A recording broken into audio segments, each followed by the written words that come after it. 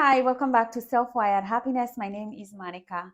In this channel, we unlock the secrets to a long, happy, and successful life. For me, growing up, I didn't have people who taught me what it took for me to be successful in life. I didn't know what it takes to be successful in life. I wasn't wired to be. So I actually had to sit down and start doing research on what would make me have a successful life.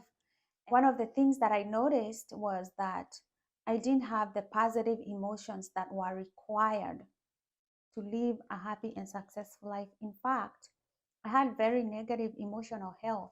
At the core of it, if you want to be successful, you must have good emotional health. And when you're coming from a traumatizing childhood, your emotional health is not okay. When you go through childhood trauma, you become anxious, worried, and depressed because your caregivers are really not connecting emotionally with you.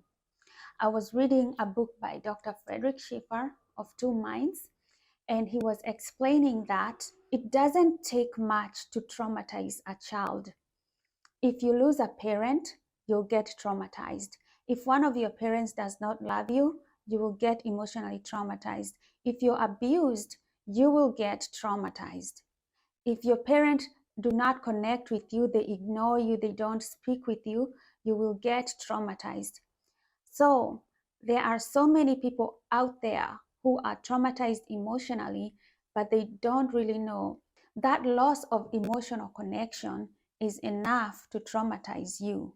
So for me, when I realized that I was traumatized, I understood that I had traumas that I really needed to heal. I was primed for negative emotions, and I had very little of the positive emotions that I needed to become successful.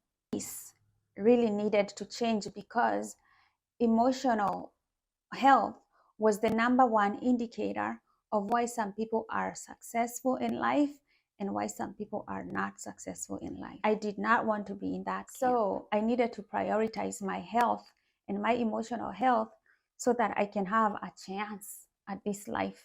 Healing is necessary for you to move forward. I am here to encourage you to take that step of faith in healing and moving forward in life. But the journey can be painful and sad, but it is worth the healing.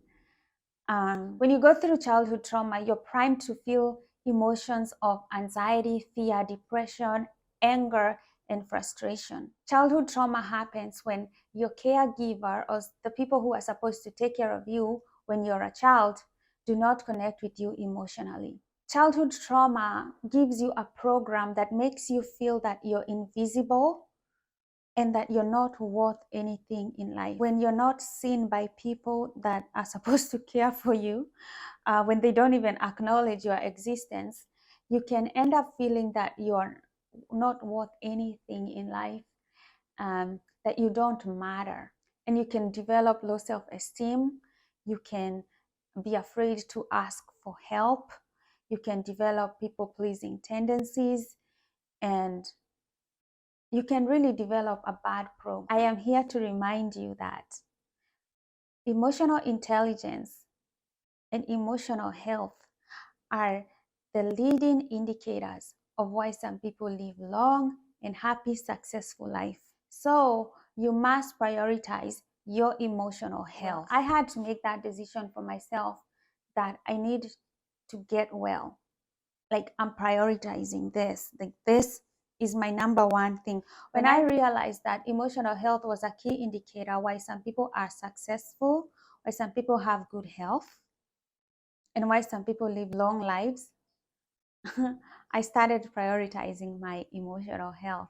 I started behaving like I mattered in this universe. And I'm here to encourage you to choose yourself and to choose your emotional health and to choose to prioritize it. There are so many things that you can do to help yourself to regain your emotional health. And we are going to be discussing those things in this channel. But number one, prioritize your emotional health, and wonderful things are going to happen to you. Another thing that I would want to touch on is we are spiritual beings.